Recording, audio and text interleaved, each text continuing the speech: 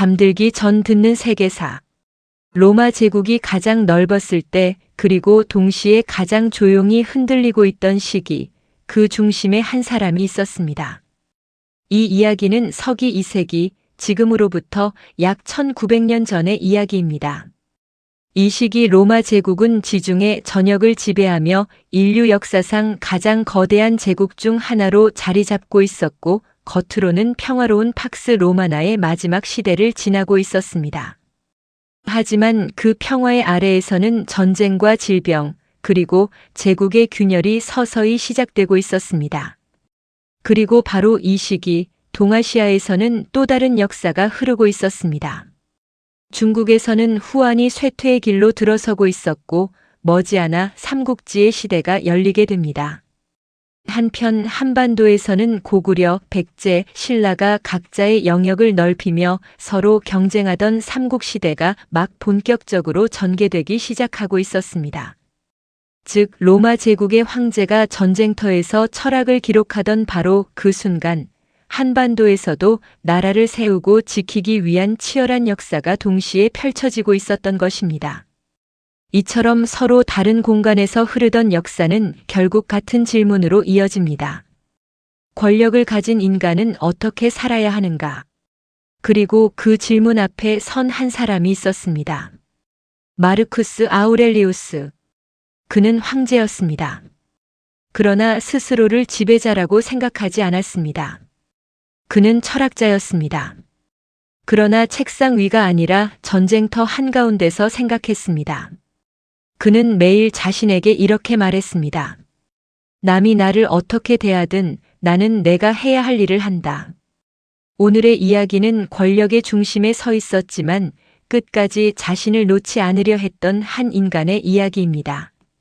그리고 이 이야기는 어쩌면 지금을 살아가는 우리에게도 조용히 이어지고 있을지 모릅니다. 황제가 되기 전의 소년. 마르쿠스 아우렐리우스는 서기 121년 로마의 귀족 가문에서 태어났으며 처음부터 황제가 될 운명을 타고난 인물은 아니었습니다. 그의 이름은 처음부터 마르쿠스 아우렐리우스가 아니었고, 태어날 당시 그는 마르쿠스 안니우스 베루스라는 이름을 가지고 있었습니다. 이 이름은 단순한 개인의 이름이 아니라 그가 속한 가문과 혈통, 그리고 로마 사회에서의 정치적 위치를 보여주는 중요한 표시였습니다. 당시 로마는 겉으로는 평화로운 팍스 로마나 시대를 유지하고 있었지만 내부적으로는 권력 구조의 긴장과 제국의 균열이 서서히 쌓이고 있던 시기였습니다. 그리고 이 시기 한반도에서는 고구려, 백제, 신라가 서로 세력을 넓히며 경쟁하던 삼국시대가 진행되고 있었고, 중국에서는 후한이 점차 약해지며 훗날 삼국지 시대로 이어지는 혼란이 준비되고 있었습니다. 즉, 로마 제국과 동아시아는 서로 다른 공간에 있었지만 모두 변화와 불안의 시대를 향해 나아가고 있었던 것입니다. 어린 시절의 마르쿠스는 다른 귀족 아이들과 마찬가지로 교육을 받았지만 그의 내면은 조금 다른 방향을 향하고 있었습니다. 그는 경쟁과 명예보다 절제와 균형을 더 중요하게 여겼고, 화려함보다는 단순함을 선택하는 성향을 보였습니다. 그리고 이러한 성향은 결국 그를 철학으로 이끌게 됩니다. 그가 깊이 영향을 받은 철학은 바로 스토아 철학이었습니다. 스토아 철학은 고대 그리스에서 시작된 철학으로 인간이 어떻게 살아야 하는지를 매우 현실적으로 설명하는 사상이었습니다. 이 철학의 핵심은 아주 단순하지만 강력합니다. 내가 통제할 수 없는 것은 받아들이고 통제할 수 있는 것에 집중하라. 여기서 중요한 개념이 하나 등장합니다. 바로 통제라는 개념입니다. 스토아 철학에서는 세상의 모든 일을 두 가지로 나눕니다. 하나는 내가 통제할 수 있는 것, 그리고 다른 하나는 내가 통제할 수 없는 것입니다. 예를 들어 다른 사람이 나를 어떻게 생각하는지, 세상이 어떻게 돌아가는지, 전쟁이나 질병 같은 것은 내가 통제할 수 없는 영역입니다. 반대로 내가 어떤 태도를 가지는지, 어떤 선택을 하는지, 어떤 마음으로 살아가는지는 내가 통제할 수 있는 영역입니다. 스토아 철학은 말합니다. 인간이 불행해지는 이유는 통제할 수 없는 것에 집착하기 때문이라고. 그래서 이 철학은 인간에게 이렇게 조언합니다. 세상을 바꾸려 하기보다 먼저 자신을 다스려라. 마르쿠스 아우렐리우스는 이 철학을 단순히 공부하는 데서 멈추지 않았습니다. 그는 이 철학을 실제 삶에서 실천하려 했습니다. 그는 화려한 귀족 생활을 그대로 받아들이지 않았고 스스로 절제된 삶을 선택했습니다. 당시 로마 귀족 사회는 외형과 명예를 매우 중요하게 여겼지만 그는 점점 내면의 균형과 자기 통제에 더 집중하게 됩니다. 이것은 단순한 취향의 문제가 아니라 그의 삶의 방향을 결정짓는 중요한 선택이었습니다. 하지만 그의 삶은 철학자의 길로만 이어지지 않았습니다. 그는 곧 로마 제국의 권력 구조 속으로 들어가게 됩니다. 그리고 여기에서 중요한 개념 하나가 등장합니다. 바로 양자계승입니다. 로마 제국에서는 황제의 후계자를 반드시 혈통으로만 정하지 않았습니다. 오히려 능력과 성품이 뛰어난 인물을 선택하여 양자로 삼고 그를 후계자로 만드는 방식이 널리 사용되었습니다. 이것을 양자계승이라고 부릅니다. 이 방식은 단순한 입양이 아니라 정치적 선택이었습니다. 즉, 제국을 가장 안정적으로 이끌 수 있는 사람을 의도적으로 선택하는 시스템이었습니다. 우리가 이전에 다루었던 율리우스 카이사르 역시 자신의 후계자로 옥타비아누스를 양자로 삼았고 이 선택이 결국 로마 제국의 시작으로 이어지게 됩니다. 마르쿠스 역시 이 전통 속에서 선택된 인물이었습니다. 그는 황제 하드리아누스의 계획에 따라 안토니누스 피우스의 양자가 되었고 이로 인해 제국의 후계자 계열에 들어가게 됩니다. 이 순간부터 그의 삶은 완전히 달라집니다. 그는 더 이상 개인의 삶을 사는 사람이 아니라 제국 전체를 책임질 가능성을 가진 인물이 됩니다. 여기서 또 하나 중요한 주제가 등장합니다. 바로 철학과 권력의 충돌입니다. 철학은 개인의 내면과 도덕을 다루는 것이고 권력은 현실의 선택과 책임을 요구합니다. 철학은 옳은 삶을 말하지만 권력은 가능한 선택을 요구합니다. 이 두 가지는 종종 충돌합니다. 예를 들어 철학적으로는 자비가 옳을 수 있지만 정치적으로는 강한 결단이 필요할 수 있습니다. 이 지점에서 많은 권력자들은 철학을 포기하거나 철학과 현실 사이에서 타협하게 됩니다. 하지만 마르쿠스 아우렐리우스는 다른 선택을 합니다. 그는 권력을 가지게 되면서도 철학을 버리지 않았고 오히려 더 깊이 붙잡으려 했습니다.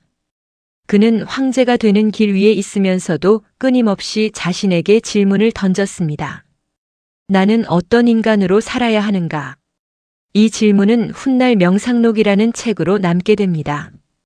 그리고 이 책은 명령이나 법이 아니라 한 인간이 자기 자신에게 남긴 기록입니다.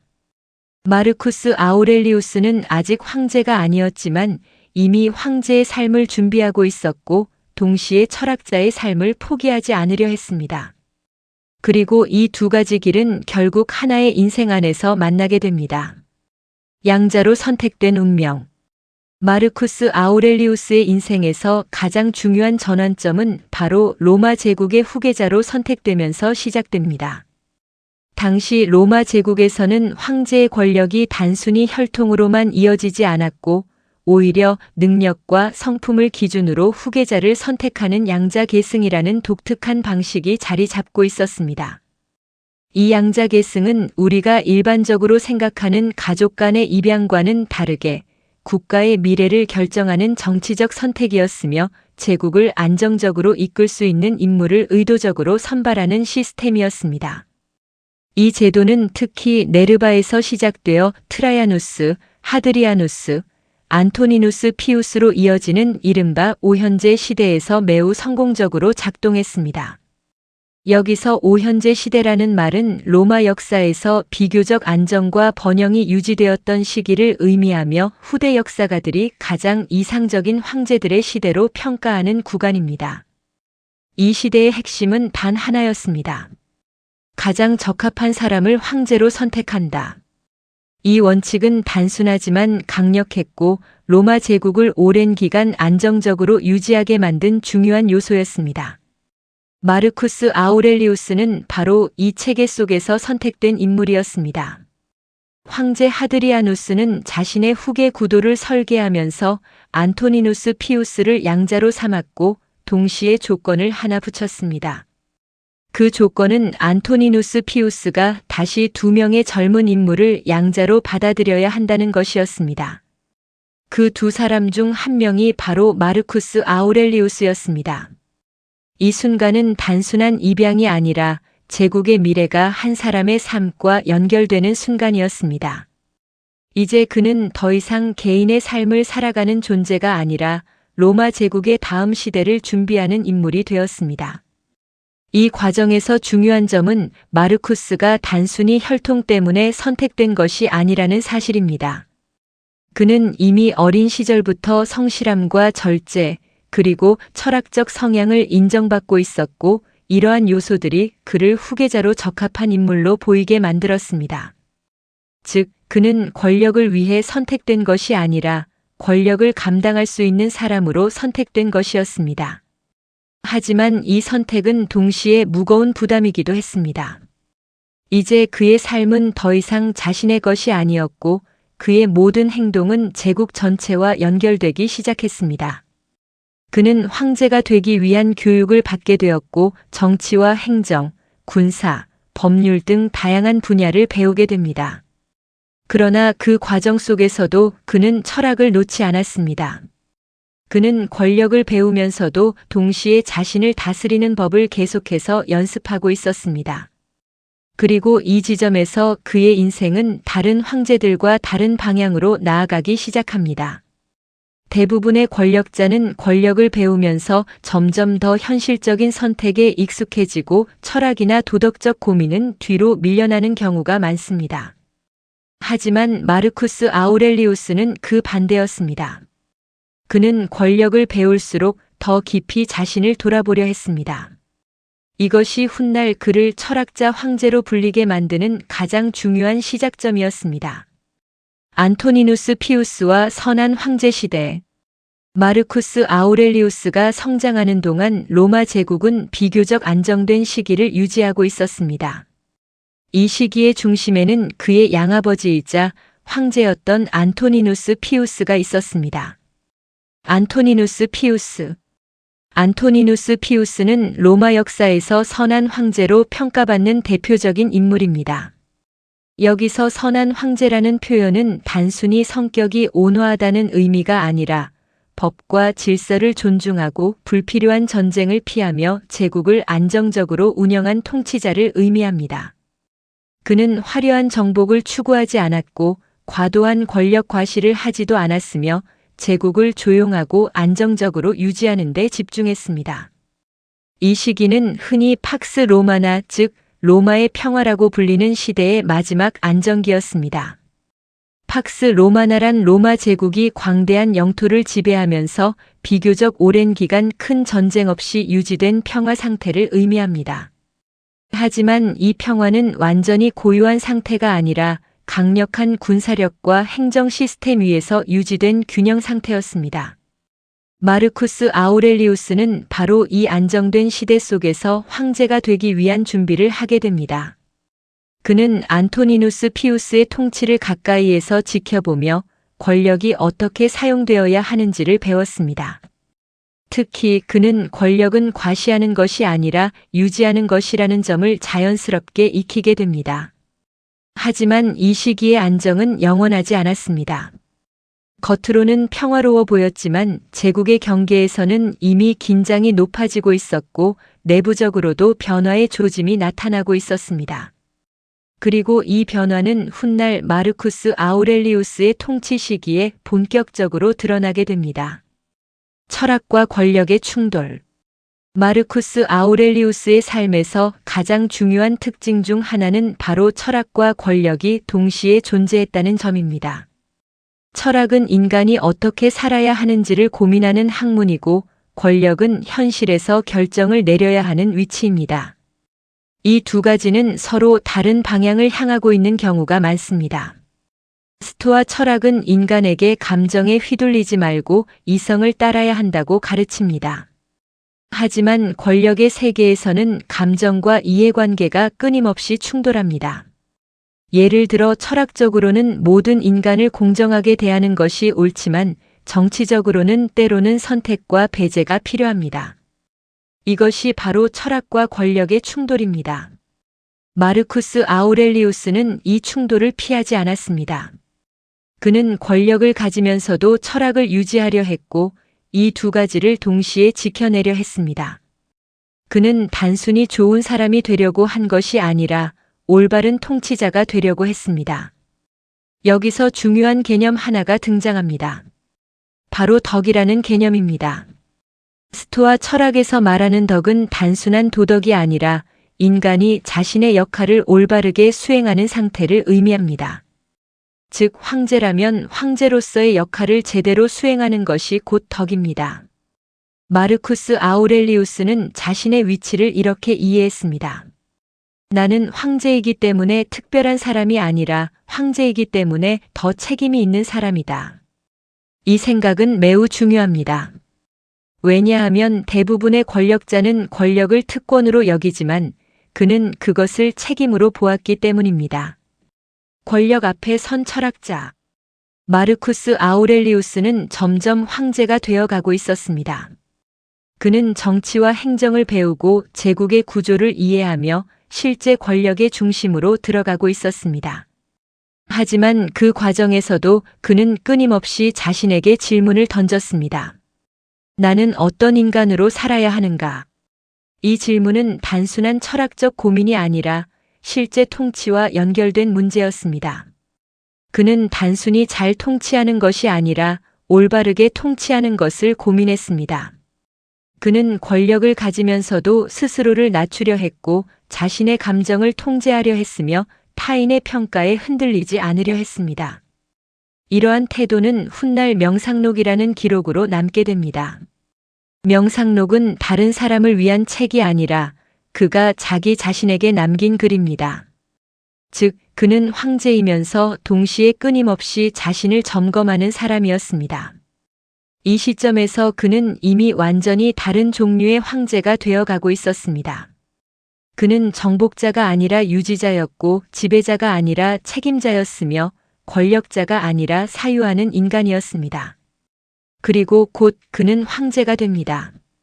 하지만 그가 맞이하게 될 시대는 더 이상 평화롭지 않았습니다. 전쟁이 시작되고 질병이 퍼지며 제국은 흔들리기 시작합니다. 그리고 바로 그 속에서 그의 철학은 진짜 시험을 받게 됩니다. 역병과 제국의 흔들림.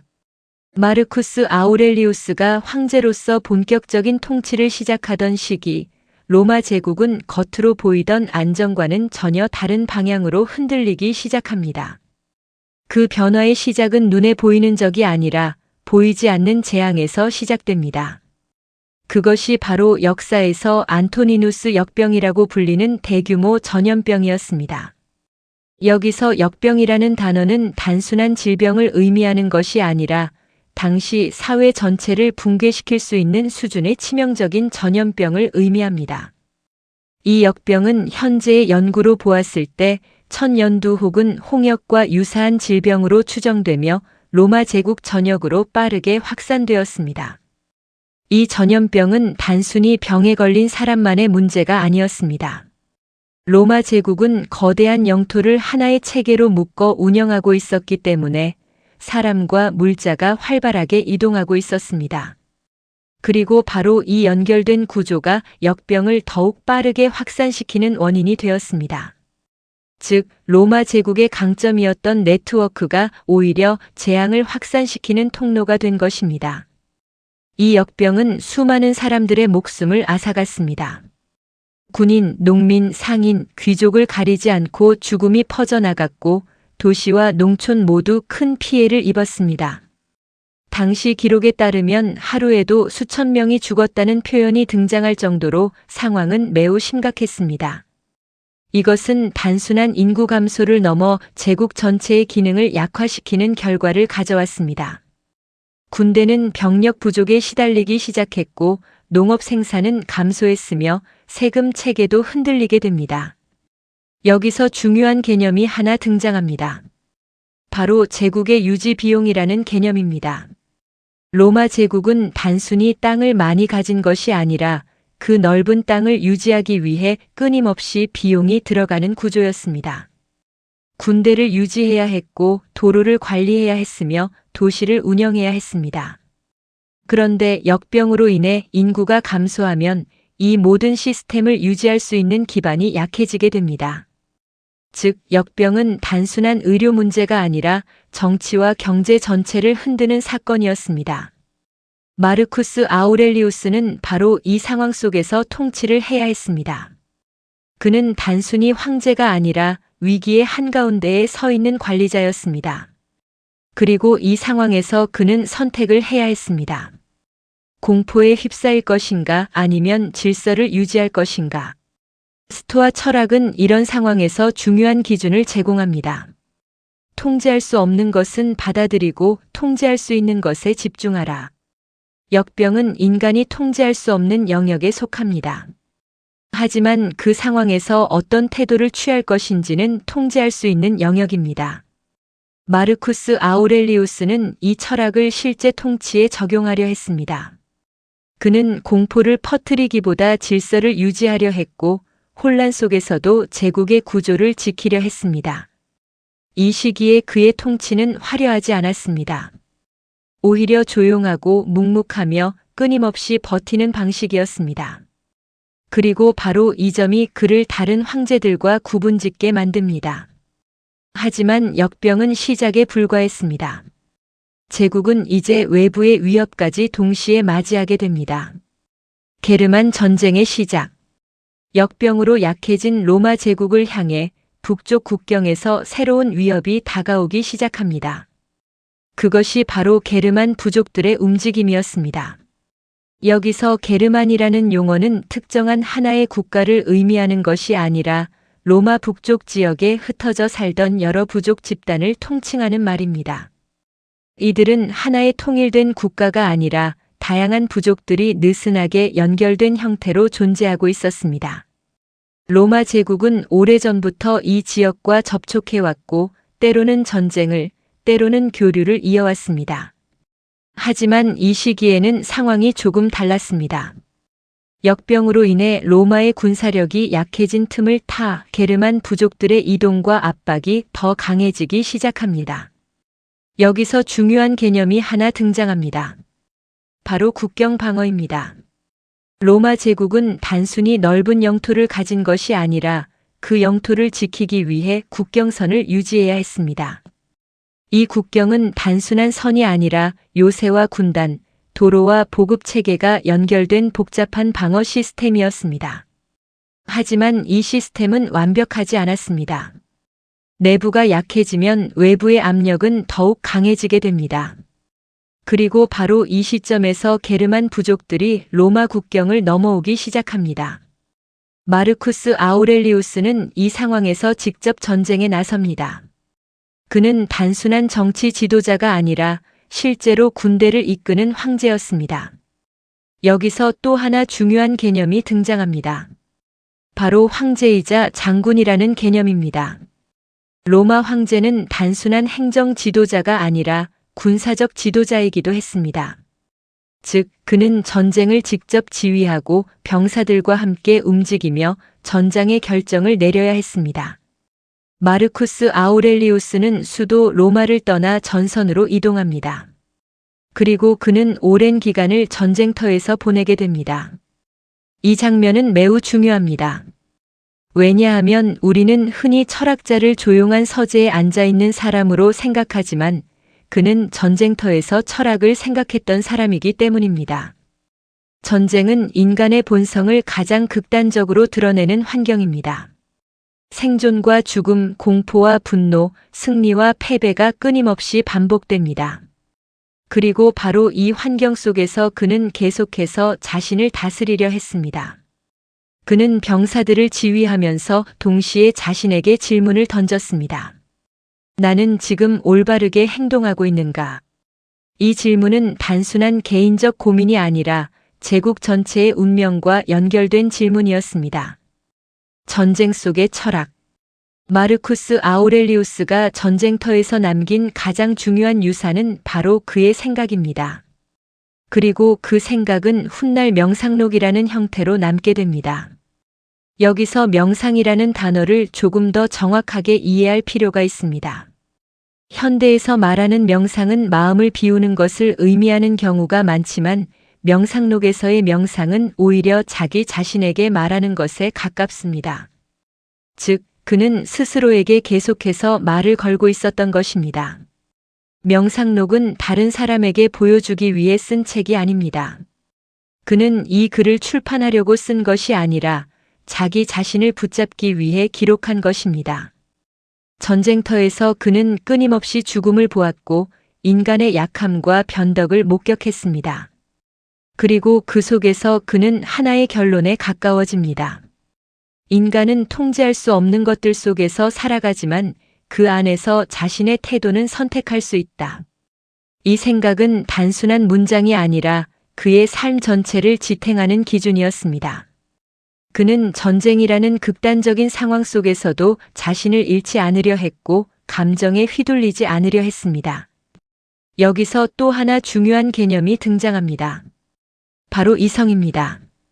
스토아 철학에서 말하는 이성은 단순한 지능이 아니라 감정을 통제하고 올바른 판단을 내리는 능력을 의미합니다. 마르쿠스 아우렐리우스는 이성을 통해 자신을 다스리려 했습니다. 그는 분노하거나 두려워하기보다 상황을 이해하려 했고 감정이 아니라 판단으로 행동하려 했습니다. 이것은 매우 어려운 일입니다. 왜냐하면 인간은 본능적으로 감정에 반응하기 때문입니다. 하지만 그는 끊임없이 자신에게 말합니다. 지금 이 상황에서 내가 해야 할 것은 무엇인가? 이 질문은 그를 끝까지 붙잡아주는 기준이 됩니다. 명상록과 인간에 대한 이해. 명상록은 단순한 철학서가 아닙니다. 그것은 한 사람이 자기 자신에게 남긴 기록이며 동시에 인간에 대한 깊은 이해를 담고 있는 문서입니다. 이 책에서 반복적으로 등장하는 주제는 인간의 본성입니다. 마르쿠스 아우렐리우스는 인간이 완벽하지 않다는 사실을 인정합니다. 사람들은 실수하고 변덕스럽고 때로는 이기적으로 행동합니다. 하지만 그는 여기서 멈추지 않습니다. 그는 이렇게 말합니다. 그럼에도 불구하고 우리는 함께 살아가야 한다. 이 생각은 매우 중요합니다. 왜냐하면 그는 인간의 약함을 이해하면서도 그 속에서 공동체를 유지하려 했기 때문입니다. 그는 인간을 이상적으로 보지 않았지만 그렇다고 포기하지도 않았습니다. 이것이 바로 그의 철학의 핵심입니다. 그는 권력을 가지고 있었지만 인간을 지배의 대상으로 보지 않았습니다. 그는 인간을 이해하려 했고 그 속에서 질서를 유지하려 했습니다. 이러한 태도는 그의 통치 방식에도 영향을 미칩니다. 그는 강압적인 통치보다 균형과 절제를 유지하려 했습니다.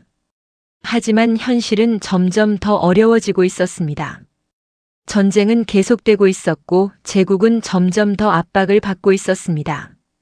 그리고 그의 철학은 이제 더 큰 시험을 맞이하게 됩니다. 아들 코모두스.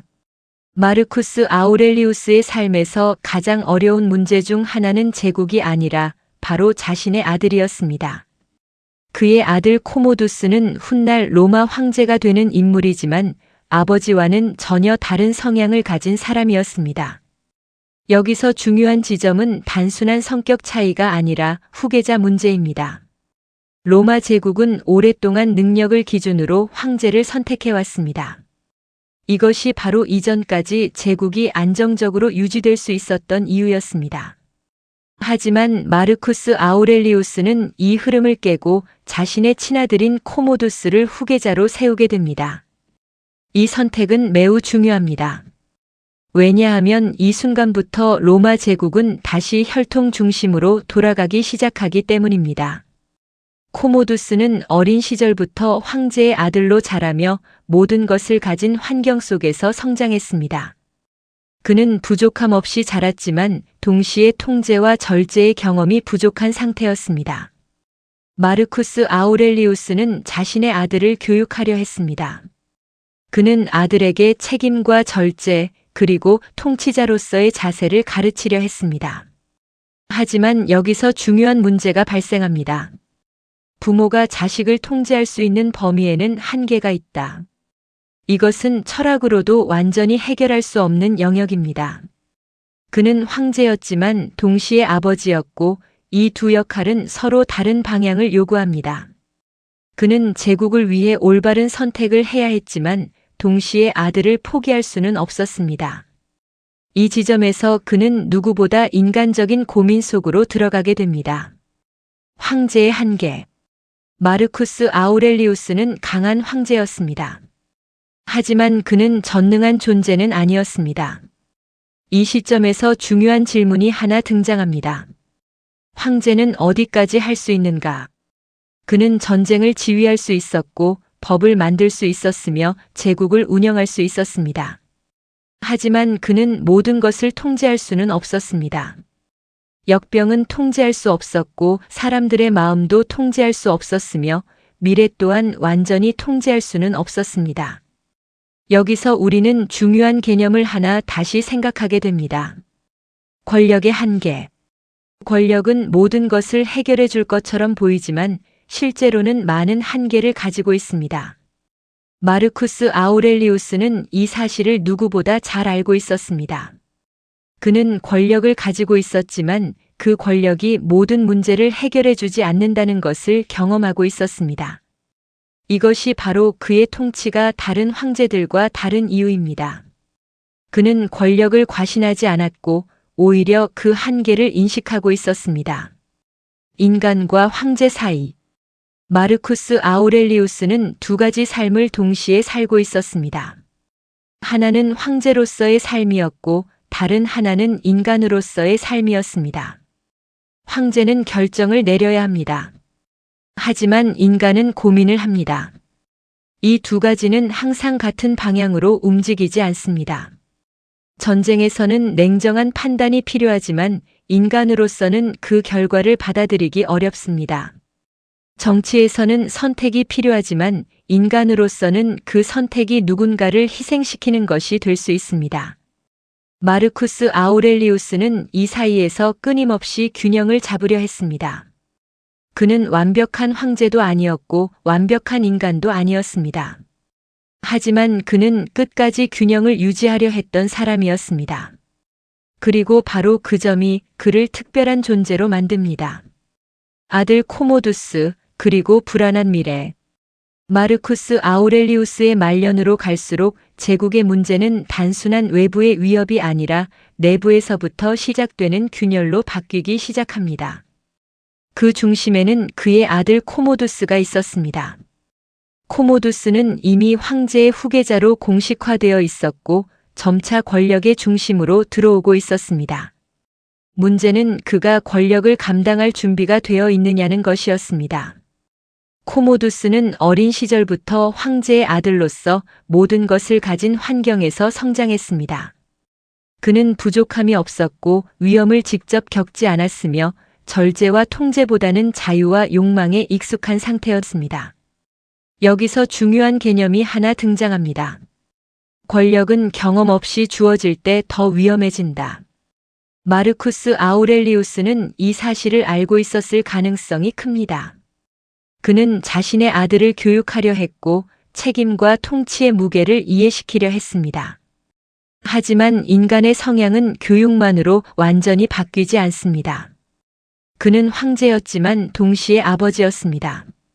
그리고 이 두 역할은 서로 충돌하기 시작합니다. 제국의 안정만을 생각한다면 더 능력 있는 후계자를 선택했어야 할 수도 있습니다. 하지만 그는 자신의 아들을 포기하지 않았습니다. 이 선택은 매우 인간적인 선택이었지만 동시에 제국의 미래를 불안하게 만드는 선택이기도 했습니다. 이 시점에서 우리는 중요한 질문을 하게 됩니다. 옳은 선택이란 무엇인가? 국가를 위한 선택과 개인을 위한 선택은 항상 같은 방향으로 움직이지 않습니다.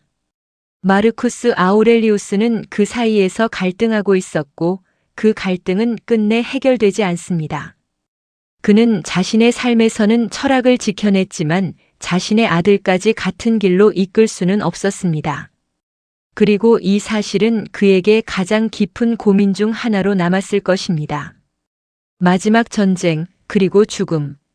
마르쿠스 아우렐리우스의 마지막 시간은 평화로운 궁정이 아니라 전쟁터에서 흘러갑니다. 그는 여전히 북방 전선에 머물러 있었고 게르만 부족들과의 전쟁은 끝나지 않은 상태였습니다. 이 장면은 매우 상징적입니다. 그는 로마의 중심이 아니라 제국의 가장 위험한 경계에서 생을 마감하게 됩니다. 그의 삶 전체를 돌아보면 그는 한 번도 완전히 편안한 황제였던 적이 없습니다. 그는 항상 문제와 위기 속에서 통치를 해야 했고 그 속에서 자신을 유지하려 했습니다. 그의 죽음은 갑작스럽지 않았습니다. 오히려 점점 다가오는 것을 받아들이는 과정에 가까웠습니다. 여기서 중요한 개념이 하나 등장합니다. 죽음을 받아들이는 태도. 많은 사람들은 죽음을 두려워하지만 그는 죽음을 자연의 일부로 이해하려 했습니다. 그는 인간이 태어났다면 언젠가는 사라지는 것이 자연스러운 흐름이라고 받아들였습니다. 그는 마지막까지 자신을 잃지 않으려 했고 자신의 역할을 끝까지 수행하려 했습니다. 그의 죽음은 조용했지만 그 의미는 결코 작지 않았습니다.